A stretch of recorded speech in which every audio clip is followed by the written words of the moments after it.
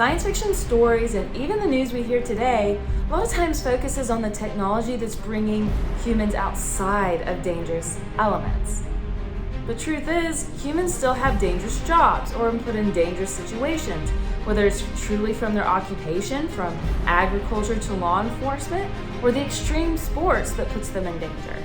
So what about that technology? The technology that not only protects them today and in real time, but also years into the future, because what we're seeing is that the toxins and the exposure and the dangers that athletes or professionals or people just at home are put in today can affect them years into the future, not only causing chronic health conditions, but even early death.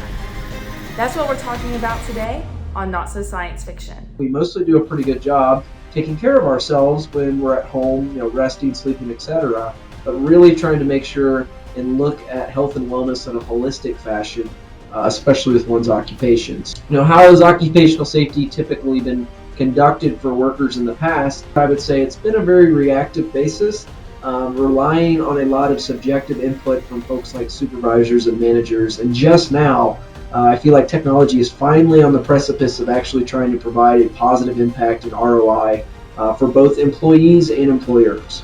Personally, I think with the continued miniaturization of technology and specific innovation that we're seeing in the domains of things like flexible hybrid electronics, to actually have devices that can be conformal and very unique, cost-effective form factors, will ultimately open up a lot of opportunity for quantitative assessment and data collection.